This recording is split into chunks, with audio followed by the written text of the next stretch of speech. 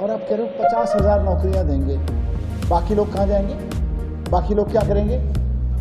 2.5 करोड़ लोगों के लिए आप सरकार बनने के एवज में केवल 50,000 नौकरियों की बात कर रहे हो। इसका मतलब आपके पास कोई प्लान नहीं है, आपके पास कोई विजन नहीं है। जिन केजरीवाल जी को आप प्रेस कॉन्फ्रेंस में भर भर के उल्टा सीधा गालियां देते हो, उन केजरीवाल जी के पास प्लान है।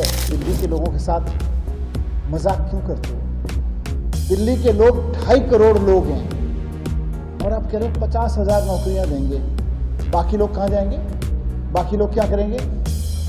2.5 करोड़ लोगों के लिए आप सरकार बनने के एवज में केवल 50,000 नौकरियों की बात कर रहे हो। इसका मतलब आपके पास कोई प्लान नहीं है, आपके पास कोई विजन नहीं है। जिन केजरीवाल जी को आप प्रेस कॉन्फ्रेंस में भर भर के उल्टा सीधा गालियां देते हो, उन केजरीवाल जी के पास प्लान है।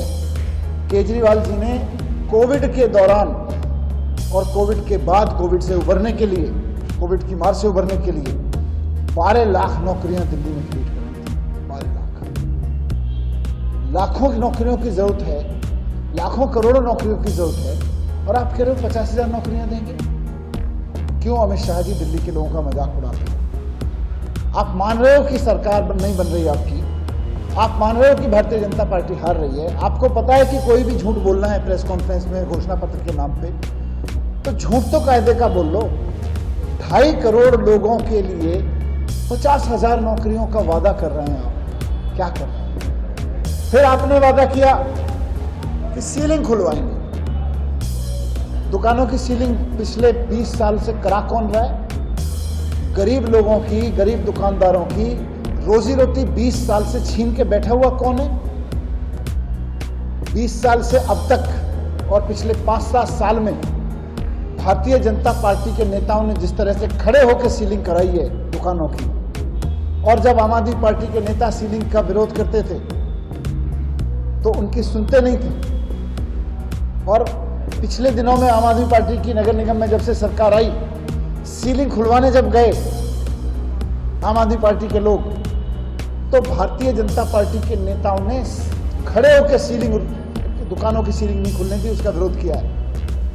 मैं जिस जंगपुरा से विधानसभा से चुनाव लड़ रहा हूं, वहां पे लाजपत नगर में सीलिंग कराने का काम भारतीय जनता पार्टी कर रही थी। आम आदमी पार्टी के नेताओं के विरोध की वजह से सीलिंग हटवाई गई, वहां से सीलिंग नहीं होने दी गई लाजपत नगर में। और आप कह रहे हो चुनावी घोषणा पत्र में कि हम सीलिंग हटवाएंगे। 20-20 साल पहले से इतनी सीलिंग कराई क्यों थी?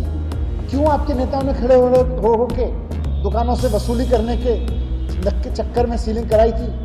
आज दिल्ली का व्यापारी आपसे सिक्योरिटी चाह रहा है, दिल्ली का व्यापारी चाहता है कि उसकी सुरक्षा हो, और आप क्या दे रहे हैं दिल्ली के व्यापारी को? उसके नाम पे गैंगस्टर्स की धमकी, उसके दुकान के सामने गैंगस्टर्स आके फायरिंग कर रहे हैं, गोलियां चला रहे हैं, किडनैपिंग की धमकी, मर्डर की धमकी।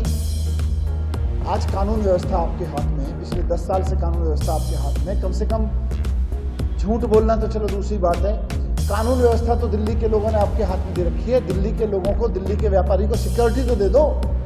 दिल्ली का व्यापारी दहशत में जी रहा है गैंगस्टर्स के, पता नहीं कब किसी गैंगस्टर को पता चल जाए कि इसका धंधा अच्छा चल रहा है, उसी को गैंगस्टर की धमकी आ जाएगी। तो सिक्योरिटी दो, जुमले मत दो दिल्ली के व्यापारी को। तीसरा फिर उन्होंने कहा कि हम वकीलों को बीमा देंगे। अरे अमित शाह जी, आप भूल गए, आपके लोगों ने आपको ब्रीफ नहीं किया।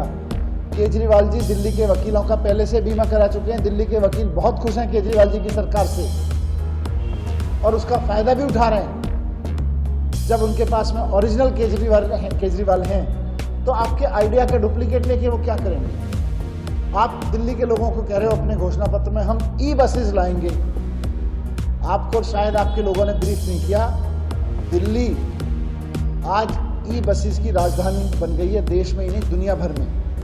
दुनिया की सबसे बड़ी ई-बस फ्लीट आज दिल्ली में है। किसी भी शहर में दुनिया के इतनी बड़ी संख्या में ई-बसेस नहीं है जितनी आज दिल्ली में ई-बसेस हैं। आप ई-बसेस लाओगे, सरकार बन गई तो आपको भी पता है कि सरकार तो बन नहीं रही, तो केजरीवाल जी ने जो वादे कर रखे हैं उन्हीं को कॉपी पेस्ट कर दो।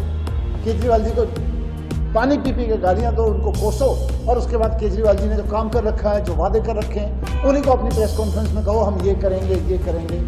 बीजेपी हार मान चुकी है। बीजेपी केवल दिल्ली में चुनाव की औपचारिकता के लिए एक जुमला पत्र लेके आई है। 50,000 जॉब 2.5 करोड़ लोगों के लिए मजाक बना रही है। ई बसेस पहले से हो रखी हैं, वकीलों का बीमा पहले से हो रखा है, दुकानों की सीलिंग 20 साल से आप लोग करा रहे थे। जब आम आदमी पार्टी की सरकार आने के बाद खुलवानी शुरू हुई तो बीजेपी के नेता खड़े होकर दुकानों की सीलिंग करवाते हैं, उसको खुलने नहीं देते।